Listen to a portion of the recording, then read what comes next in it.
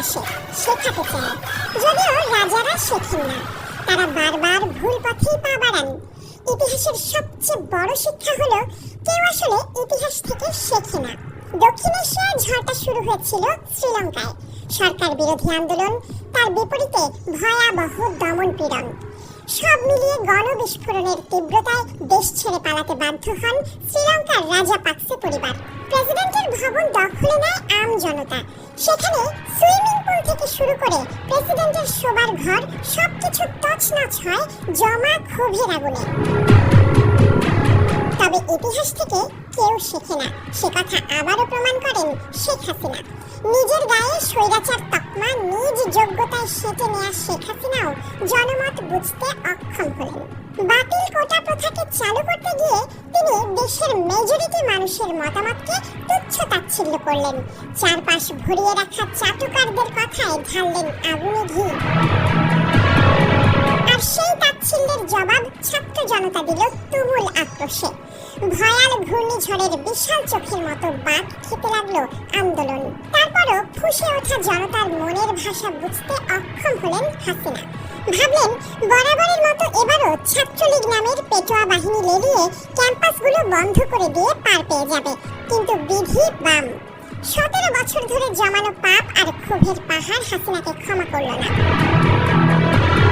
পেটোয়া বাহিনী ব্যর্থ হলো। এরপর আইন শৃঙ্খলা বাহিনীকে দমন পীড়নে নামালেন হাসিনা। গুলি চলল, বুক চিতিয়ে দিলেন আবু সাইদরা।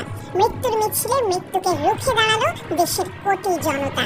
বন্দুক ব্যারাকে রেখে হাসিনা 5 আগস্ট পালাতে বাধ্য হলেন। স্বজনপ্রীতি করে যাদের পুষলেন এতদিন, তারাও জনতার রোষ থেকে হাসিনাকে বাঁচাতে পারেনি। উল্টো তাকে আগুনের মধ্যে রেখেই আগেই পালিয়েছেন অনেকে। তারপরও দক্ষিণ এশিয়া ইতিহাস থেকে শেখেনি।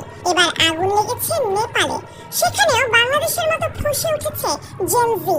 সরকারের স্বজনপ্রীতি আর দুর্নীতির বিরুদ্ধে রুখে দাঁড়িয়েছে তারা। তবে সরকার এখানেও হাঁটছে উল্টো পথে। আন্দোলনকারীদের দাবিতে মনোযোগ না দিয়ে নেপাল সরকার ফেসবুক সহ বহু সামাজিক যোগাযোগ মাধ্যম বন্ধের সিদ্ধান্ত নেয়। তবে এখানেই সেই হাসিনার ভুল। নেপাল সরকারও দেখিও শেখেনি। তারা ভুলেই গেছে হাসিনা খোদ ইন্টারনেট ব্ল্যাকআউট করে জেন জি এর যুগান্তকারী বিদ্রোহ দমাতে পারেনি। মানুষের রক্তে আগুন লেগে গেলে তাকে আসলে সোশ্যাল মিডিয়া বন্ধ করে রোখা যায় না। তবে নেপালে এই ঘটনার শেষ দেখছেন না অনেকে। তারা বলছেন নানা সরকারি দুর্নীতি আর অপরাধের ক্লিষ্ট দক্ষিণ এশিয়ায় এই আগুন আরো ছড়াবে। কারণ দীর্ঘদিন ধরে এখানকার টেকটনিক প্লেটগুলোতে জমছে ক্ষোভের চাপ। আর সেই প্লেট ঝাঁকুনি দিয়ে উঠলেই বড় কম্পন শুরু হবে।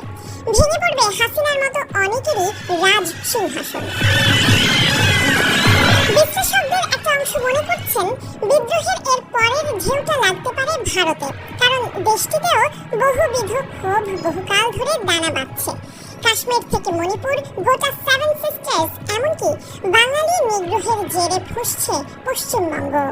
বিদ্রোহের বিস্ফোরণ হওয়ার সব আয়োজনই করে রেখেছে সাচ্চা হিন্দু রাষ্ট্র কায়েমের স্বপ্নে বিভোর নরেন্দ্র মোদীর প্রশাসন।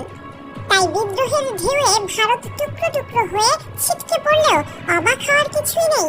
পাঞ্জাবের খালিস্তান আন্দোলন পাটনায় পৌঁছাতে খুব একটা সময় লাগবে কি?